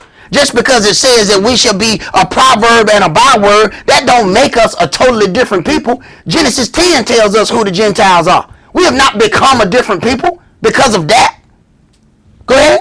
Behold therefore the goodness and severity of Elohim, on them which fell severity, but toward you goodness, if you continue in his goodness, otherwise you also shall be cut off.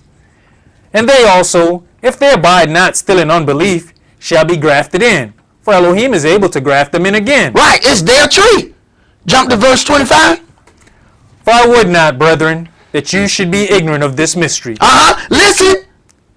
Lest you should be wise in your own conceits, that blindness in part has happened to Israel, until the fullness of the Gentiles be come in. Now, how you going to be both of those? If blindness in part has happened to Israel, until the fullness of the Gentiles be come in. The fullness of the Gentiles is their prophesied time to rule. It ain't hard to figure out. The Gentiles are the one that's ruling the earth right now. People look at all the stuff in the Middle East and all that. The Gentiles rule the Middle East. They the ones, they made up all the flags. They set all the boundaries. They put the very people in control and then make them people do what they want them to do. The people that are in charge are figureheads. So we need to understand what is really happening here. Let's go to Romans chapter 2.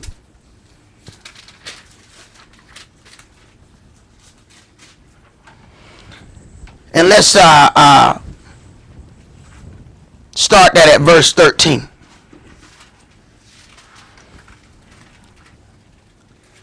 So blindness in part has happened to Israel. This is why our people can't see the word. Because blindness in part has been placed upon Israel. Now, if you then add a slick, smooth talking teacher to that, and they have already received the blindness in part, only few of them will get to see. Now you understand why we have, even in the truth, we got totally different doctrines. Because the blindness is set upon the people, and then now they've grabbed hold to the wrong thing, and then emotion causes them not to have the strength to give it up. Go ahead. Verse 13, Romans chapter 2 and verse 13. For not the hearers of the law are just before Elohim, but the doers of the law shall be justified. For when the Gentiles, which have not the law... I'm sorry, I'm going to need you to read that again. For when the Gentiles, which have not the law... I'm going to need you to read that again. For when the Gentiles, which have not the law... Who don't have the law? The Gentiles. The Gentiles don't have what? The law. They who? The Gentiles don't have the law. The Gentiles don't have the law. Now, is that... Okay, wait. So that's in your book? Yes. So this the Bible, right? Okay.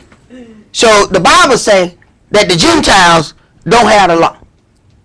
So that's what your book... Elijah, what your book say? What your book say? It says the same thing, the Gentiles that don't have the law. So your book say that? Yes, sir. Elder Barak, what your book say? The Gentiles which have not the law. So Elder Barak, your book say the Gentiles don't have the law. Correct. We must be shopping at the same place. Go ahead, bro. Do by nature the things contained in the law. Okay. So they don't have the law, but if they do by nature the things contained in the law, what happened? These, having not the law, are a law unto themselves. Oh, wait a minute. Now we on some different kind of stuff here then. Okay, go ahead. So where are they getting the law from? Hey.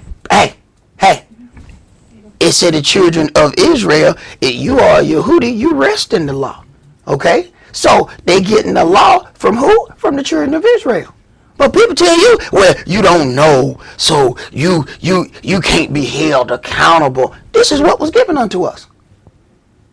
If you are a servant of Yahweh, he gonna show you what you're supposed to be teaching. Unless you just teaching to show how smart you are.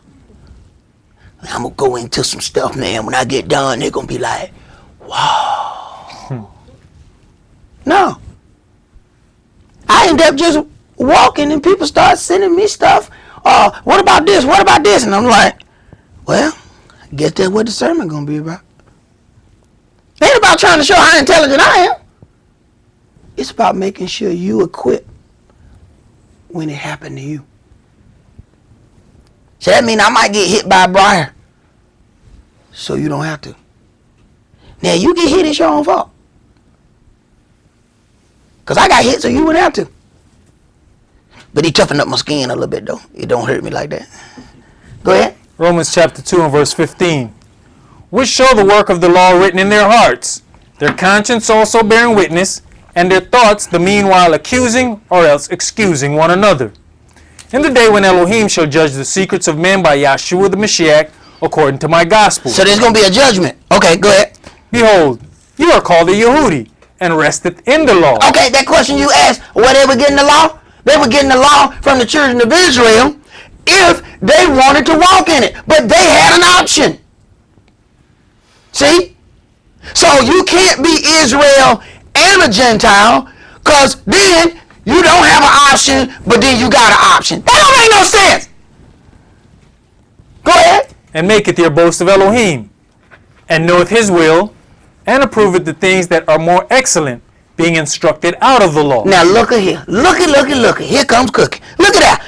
Being instructed out of the law. The Gentiles don't have the law. They wasn't instructed out of the law. The children of Israel are instructed out of the law.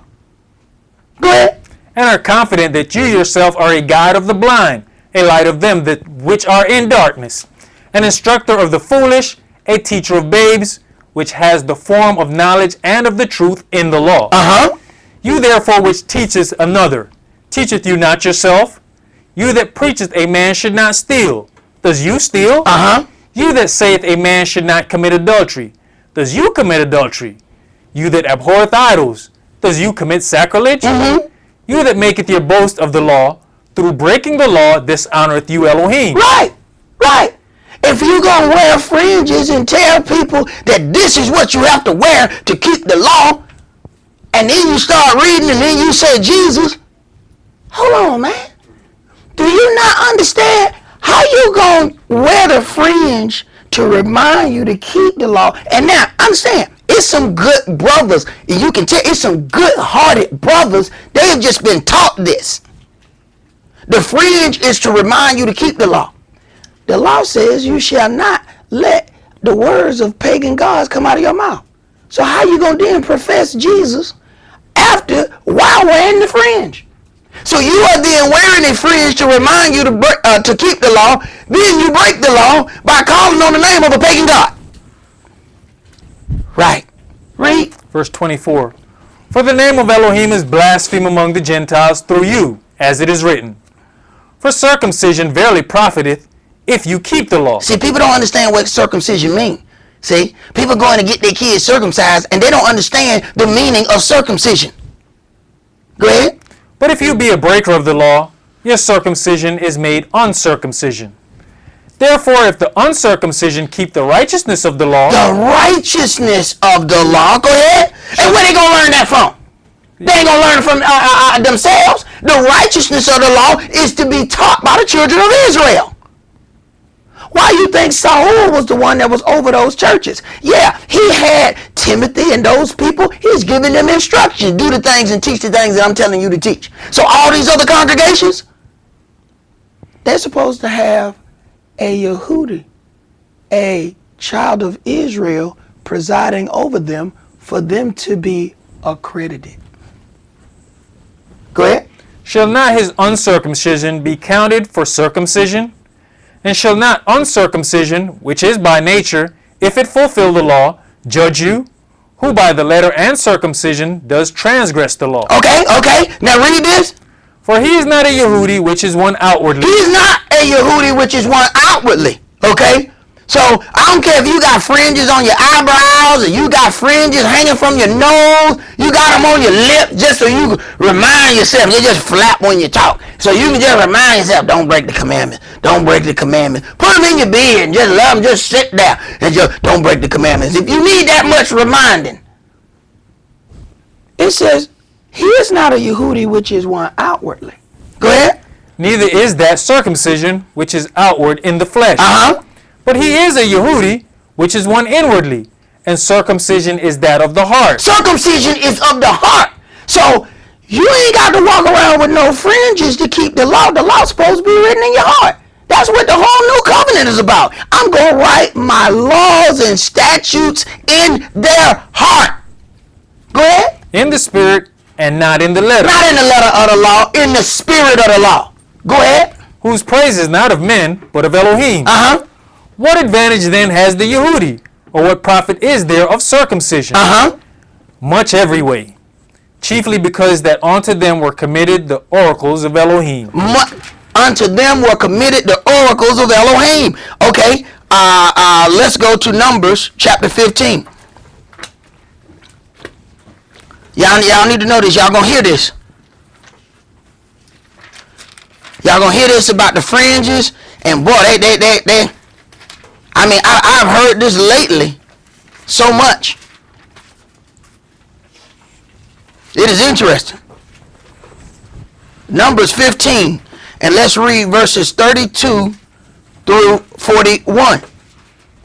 Now, this same law that's talking about fringes is also telling the priest, the high priest had 2 head coverings, the under priest had 1 head covering, yet the people say they didn't get their understanding of being a Jew, a Yehudi, out of the writings that were written to the Gentiles. So you take the fringe out of the law, which the children of Israel are instructed out of the law, but then turn around and take no head covering out of the New Testament that's written to the Gentiles. So you got to read carefully when you're reading those letters to make sure it is talking to the children of Israel. See, you see how it's set forth when we off in Romans who he was dealing with. He was separating, okay, this for the children of Israel, this for the Gentiles, this for the children of Israel. You can clearly see that. Saul was schizophrenic. He's teaching 2 different people, 2 different types of people. Go ahead, brother. Numbers 15 and verse 32. And while the children of Israel were in the wilderness, they found a man that gathered sticks on the Sabbath day. So understand what the very reason for this is. There was a brother gathering sticks on the Sabbath day. Keep in mind the reason for things when it's happening. Keep going. And they that found him gathering sticks brought him unto Moshe and Aaron and unto all the congregation. And they put him in ward, because it was not declared what should be done to him. Y'all done did more than gather sticks on the Sabbath day. Some of y'all done gathered some real unclean things on the Sabbath day. Imagine if Yahweh killed you. Go ahead. And Yahweh said unto Moshe, the man shall be surely put to death. All the congregation shall stone him with stones without the camp. And this is why we can't deal with the letter of the law. We ain't stoning nobody. Go ahead. And all the congregation brought him without the camp, and stoned him with stones, and he died, as Yahweh commanded Moshe. And Yahweh spake unto Moshe. Now, they done had to deal with this brother with gathering sticks. They done told him about the Sabbath. So now, this thing happens directly after. Go ahead. And Yahweh spake unto Moshe, saying, Speak unto the children of Israel, and bid them that they make them fringes in the borders of their garments. Right. Now he's saying make fringes in the borders of the garment because Israel, for some reason, can't remember to keep the Sabbath day. He should have felt all alone if he by himself gathering sticks. Ain't nobody else out here gathering nothing. But listen at what happens. Go ahead. Throughout their generations, and that they put upon the fringe of the borders a ribbon of blue. And it shall be unto you for a fringe, that you may look upon it. That you may look upon it. And remember all the commandments of Yahweh, and do them. And that you seek not after your own heart and your own eyes, after which you used to go a-whoring. So the purpose of the fringe is to remind you of the law. If you got to walk all day and say, thou shalt not kill, thou shalt not kill, that means you got murder in your heart. Why you got to look down at the fringe? Thou shalt not commit adultery. Thou shalt not commit. Ooh, she look nice. Thou shalt not commit adultery. You got some issues. You got some issues. That law's supposed to be in here. So what happens when you lose your fringe? What happens? What happens if your laundry don't get done? I'm going there. I can't remember how to follow the law. I ain't got my friend yet. You got some problem. Go ahead. Verse 40. That you may remember and do all my commandments and be holy unto your Elohim. Now, I want you to read something else. Let's go to Exodus 16. So you see where the fringe come from. A brother decided he gonna gather some sticks. They have to deal with the brother. Then you see the institution of the fringe directly in the same chapter, not even the next. It's directly after it. Okay? So we see these things are connected. Let's go to Exodus chapter 16.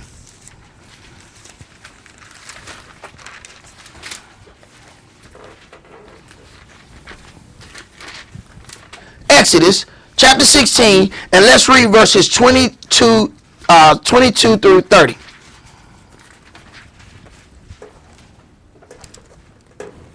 And it came to pass that on the 6th day they gathered twice as much bread, 2 omers for one man, and all the rulers of the congregation came and told Moshe. Right. Now, this is gathering the manna.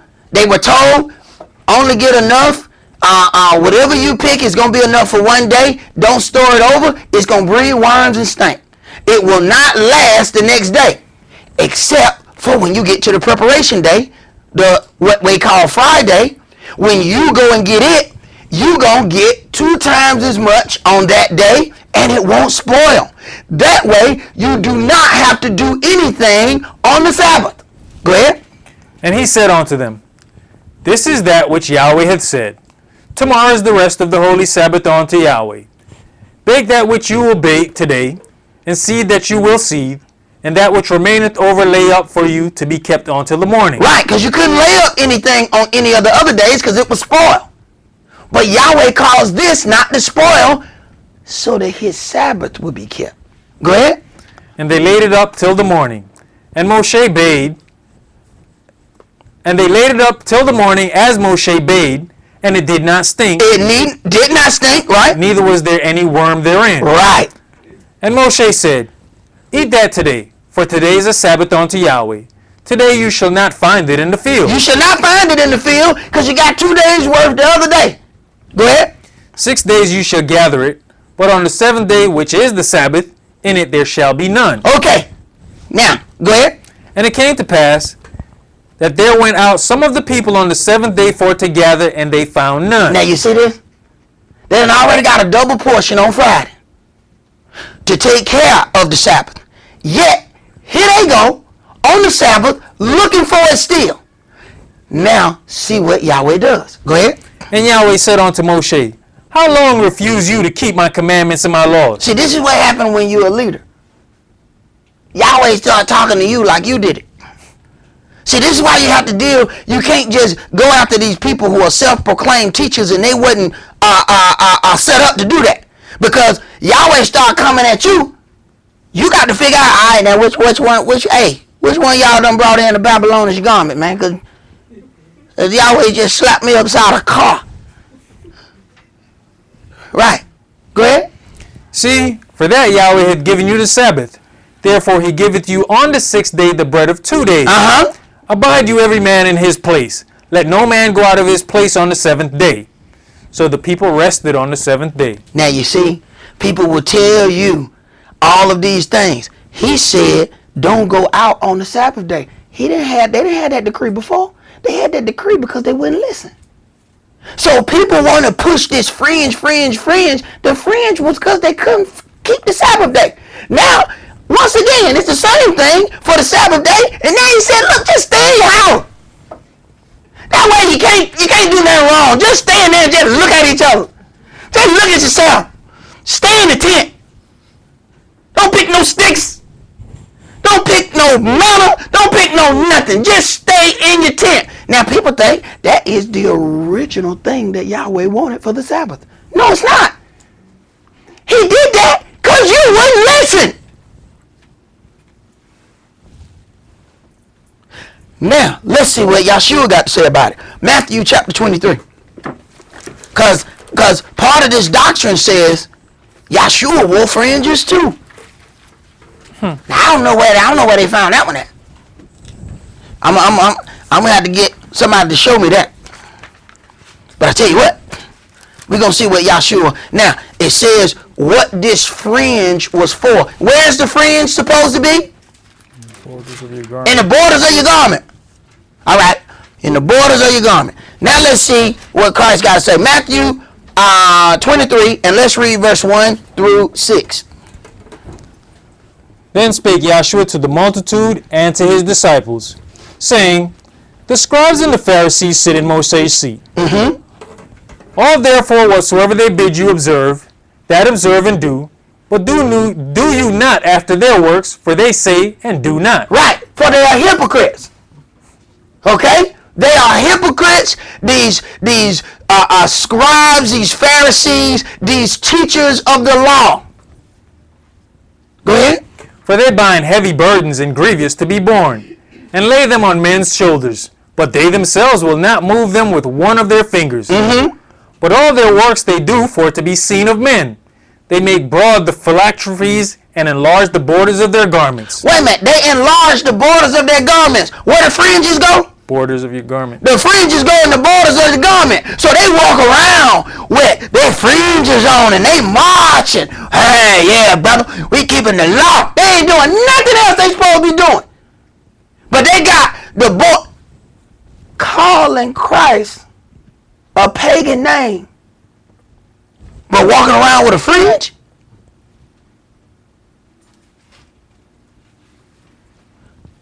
Christ said, well, y'all cleaning the house out of the cup. The inside of that cup is filthy. Go ahead. And love the uppermost rooms at feasts and chief seats in the synagogue. Right. You love all the things that are for show. The fringe is for a show. But what about the righteousness of the law? How are you dealing with that? How many people are you purifying with this word? Teaching them of the baptism in the correct name. Christ received a baptism. Saul had to receive a baptism. We're talking about the cleansing of a man and a woman's sins. You don't just hear the word and you baptize with the word. Saul had ordered deaths. He had to get that washed off. He already knew the word, but he understood it. He was trained under Gamaliel, a Pharisee. He understood the law. He didn't understand Christ. He had to get a baptism. Now somebody telling you otherwise, where did your sins go? So you got somebody that's telling you you don't have to get baptized, but you ain't doing animal sacrifice. You might well get you a big bag because all you're doing is carrying sins behind you. Go and get you a backpack. Hey, brother, what you got in that backpack? Oh, these are my sins. Yeah, see, I ain't never got baptized and I don't do animal sacrifice, so I got to carry them. It get kind of heavy at times. You know, because some of my sins kind of heavy. I bet the hell they are. You got to carry them around everywhere. No baptism, no animal sacrifice. That means you don't believe in the Old Testament and you don't believe in the New Testament. You ain't got no testament. If you don't believe in Christ, you better go get you a goat. Go ahead, brother. In the end here where it says enlarge the borders of their garments, some people are so much on those fringes. Remember when the brother came and fellowship with us and left and his post was, I was the only one there with fringes on. Right. Didn't understand how he was then transgressing the law because he went to try and put on the internet how he came out of a congregation and we didn't have fringes. The word said, if you got a problem with a brother, go and say something to that brother. If that brother don't hear you, go get another brother. If that don't work, go before the church. But you see how he was wearing the fringe that remind him to keep the law, but somehow he forgot what the law said about? You see, I keep trying to explain to y'all, that's that paganism. That's that carnal part of the law. Isn't that amazing? That you can have 50-something fringes around your shirt, look like a lampshade, but you can't remember how to deal with sin between you and another brother if you believe that brother has sinned against you. You went directly to the internet. You sat here with us all day, ate a meal with us, stayed all the day smiling, just said fake. Where you learn that at? Because you ain't learned it in this book. Maybe that's what you learn at wherever they go to church at. Because we went to church somewhere else because you didn't get where they said them lampshade shirts at. I ain't never went nowhere and seen them lampshade shirts. Where they said them lampshade shirts at? So you belong somewhere. Because I ain't never seen them shirts. You went to lampshade.com, you seen them shirts? I ain't never seen the shirt. So how everybody show up with the shirts? I ain't never seen them in the store. So somebody selling them lampshade shirts.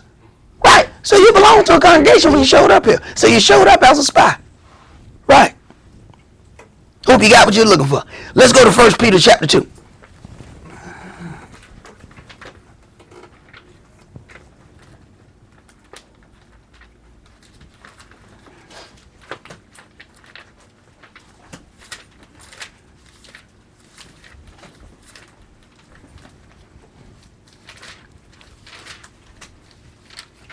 First Peter chapter 2.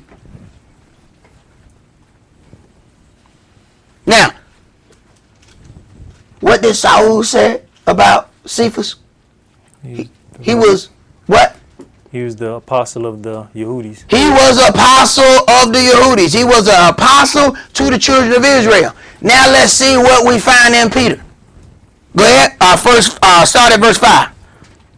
You also, as lively stones, are built up a spiritual house, and holy priesthood to offer up spiritual sacrifices. You offer up spiritual sacrifices, not natural sacrifices. Go ahead. Acceptable to Elohim by YHWH the Mashiach. Right. But he's talking to the children of Israel.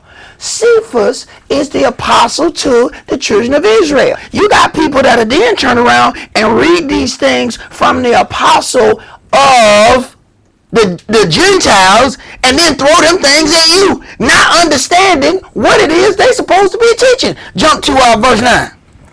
But you are a chosen generation, a royal priesthood. The children of Israel is a royal priesthood. Go ahead. And holy nation, a peculiar people, that you should show forth the praises of him who hath called you out of darkness into his marvelous light. Right. So then you got people that go into Corinthians, I think that is, where he's telling these people a man ought not to cover his head. What's the difference? You don't know the difference between a man and a priest? We get into Exodus 28 and it tells us that the high priest got 2 coverings and the under priest got 1. Now, Peter just said the children of Israel is a holy nation, a kingdom of priests. So you got the Levitical priesthood that was set aside for Israel. Then you have Yahweh opening the door for priests, for Yeshua to come out of Yehuda and be our high priest. If there's a high priest, they're under priest. Then you have the children of Israel. Now understand, our high priest was sacrificed for us.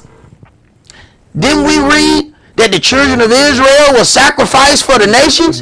Did not we read that the falling of them was the riches of the Gentile?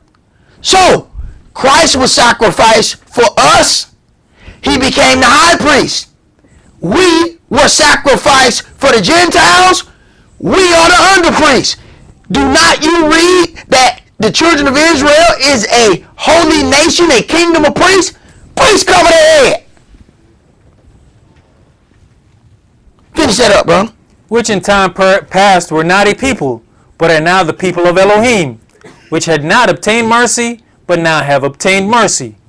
Dearly beloved, I beseech you as strangers and pilgrims, abstain from fleshly lusts, which war against the soul. Having your conversation honest among the Gentiles. Having your conversation honest among the Gentiles. And your conversation is not just what you say, it's what you do. They're watching you as you move. They understand, if they read this word, that the law is supposed to come forth from you. So they watch you. And if you turn around and you're going to use a pagan name, you're going to walk in paganism. Now Yahweh's name is blaspheme because they watching you do it. Go ahead. That whereas they speak against you as evildoers, they may by your good works, which they shall behold, glorify Elohim in the day of visitation. They may notice your good works and then glorify Elohim on the day of visitation. See, that is when that visitation comes to them. And we don't know what that date is that person may be visited. So you walk according to thus says Yahweh, and you wait on the visitation. All them very people that saying, oh man, y'all in a cult. Y'all doing all that. Wait, they got a visitation that's scheduled. And when Yahweh visit them, hey man, you done heard people talk all kind of stuff until it happened in their house. People be talking about, oh, it's a shame what happened down there, down the street. It was a shame. When they make it to their house, what happened? Wait a minute, what happened? It came to my house. Wait a minute now. You was highbrow when it happened down the street. Oh, but it's different when you got visited with the trouble. Just wait. All them people around you who you done spoke the word to, don't worry about it. Sooner or later, they gonna get a knock at the door. Who is it? Judgment! I ain't here. No, I'm not. I'm not. I done been to all your neighbors. It's your turn. Come on. It's judgment. James not here. No, James, that's you. I know it's you. Oh no, no, now. Oh no, no.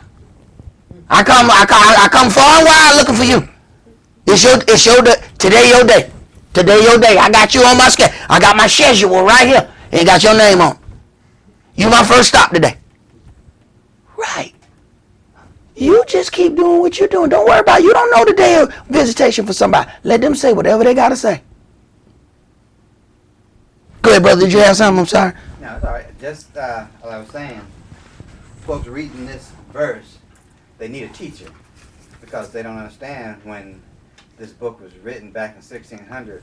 The word conversation, it didn't mean speaking. It meant the way you presented yourself. And if you look up the word that's used there on conversation, it's going to let you know that it means the way you walk and not just where you talk.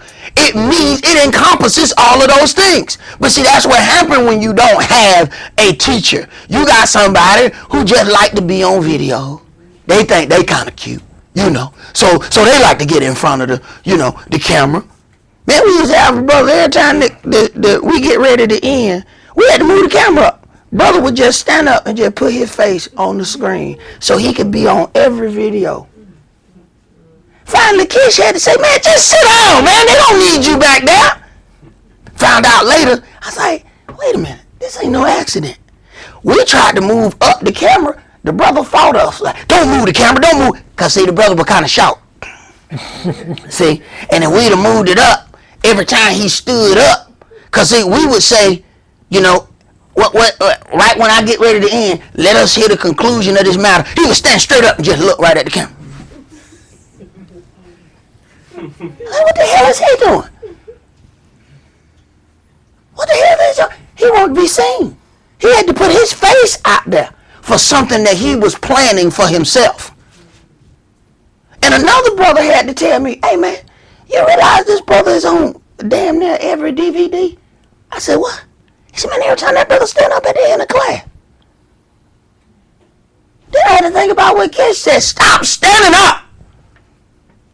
See, I ain't the only bad dude in here. Somebody else got to be bad sometime. I'm focusing on what I'm doing. Kish had to finally say, man, sit down. Stop standing up. But it was because he ended up saying something.